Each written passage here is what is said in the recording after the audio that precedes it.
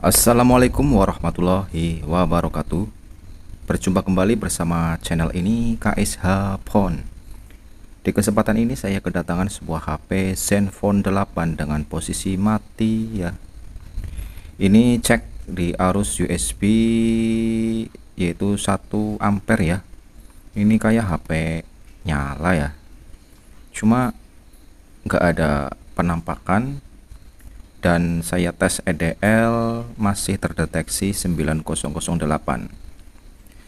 Seperti biasa, karena kebanyakan HP ini adalah penyakit, yaitu bad connect antara prosesor dan board mesin. Jadi ini perlu dicetak ulang, membersihkan lemnya dan beri timah baru ya. Untuk CPU yaitu timahnya 217. Dan untuk RAM timahnya yang 183 183 derajat. Untuk pelepasan IC RAM menggunakan blower setelan 360 dan anginnya 45. Corong nomor 2 urutan paling yang terbesar. Karena ini boardnya tebal ya, dan ada 2 layar board, jadi menggunakan setelan yang agak lumayan tinggi agar bisa cepat terlepas IC-nya ya. Ini IC RAM sudah terlepas dan kelihatan tidak ada yang leleh ya, timah bawaan pabriknya. Jadi melepasnya jangan sampai leleh timah pabriknya. Kalau sampai leleh berarti panasnya terlalu over, berbahaya untuk IC. Bisa-bisa IC-nya jadi konslet ya. Ini untuk pelepasan IC prosesornya atau IC CPU menggunakan setelan 380 derajat dan anginnya 45. Corongnya masih sama, mata corong blowernya urutan nomor 2 dari paling yang terbesar, blower Sugon.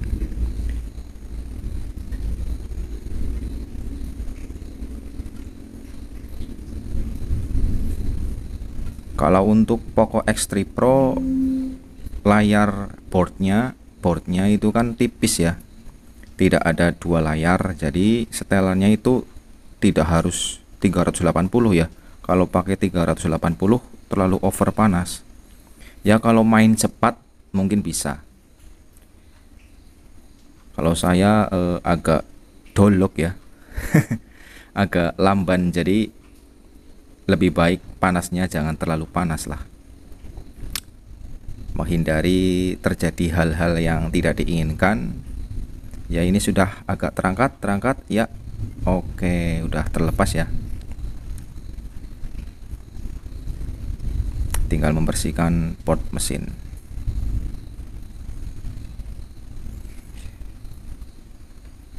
Jadi saya mainnya slow ya, panasnya tidak terlalu panas. Kalau untuk Poco X3 Pro itu kan saya pakai panasnya itu untuk lepas RAM itu setelan panasnya 335 dan anginnya 50-45 lah, kadang 60. Dan untuk melepas CPU-nya itu 340 panasnya dan anginnya 50-40 60 ya, antaran kisaran seperti itu. Kalau ini berhubung boardnya itu ada 2, jadi hantaran panasnya itu kalau pakai setelan itu kurang panas. Makanya saya memakai setelan 360 untuk RAM dan 380 untuk melepas CPU.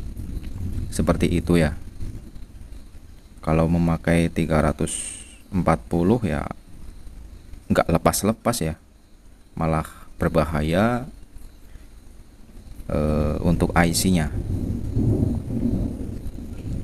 Proses menyongkelnya juga harus hati-hati ya. Kalau tidak hati-hati nanti IC-nya bisa berpotensi kompal atau apalah. Jadi harus hati-hati.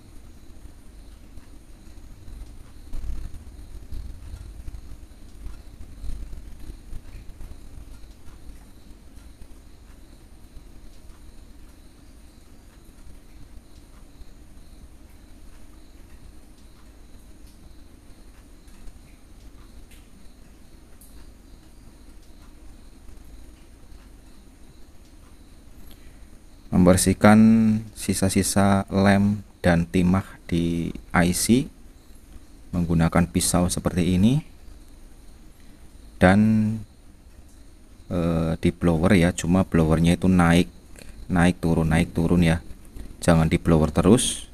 Kalau di blower terus berpotensi IC-nya jadi konslet.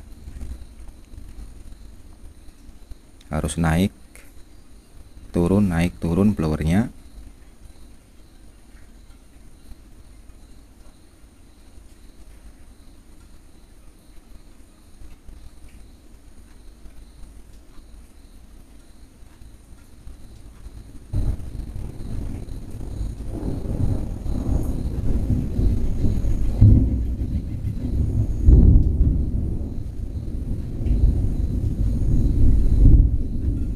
Ya, ini pakai sikat kawat ya agar lebih bersih.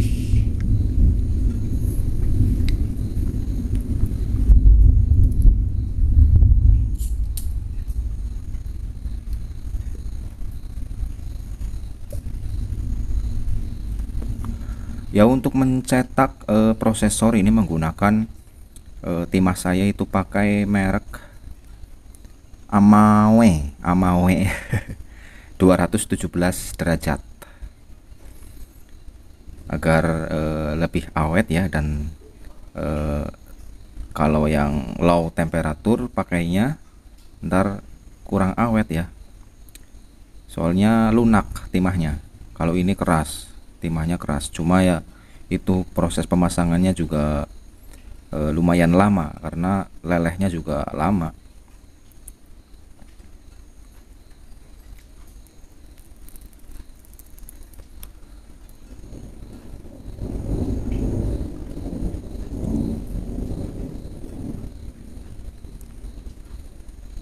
Ini saya percepat 10 kali. Bayangkan kalau nggak dipercepat proses masangnya lumayan lama. Ini percepat 10 kali ini.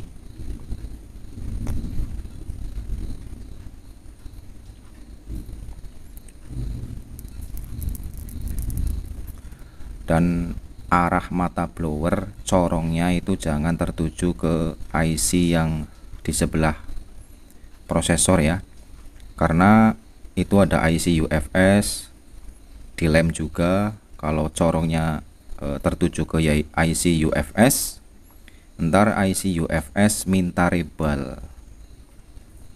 Jadi corongnya itu arahkan ke bagian yang tidak ada IC yang di lem. Ya, alhamdulillah ini sudah berhasil menyala. Terima kasih untuk Mas Pangdam. Terima kasih banyak atas kepercayaannya. Ini saya beri thermal pastanya rada banyak ini ya. Semoga bisa mendinginkan prosesor. Ya, semua normal, tinggal besok kirim.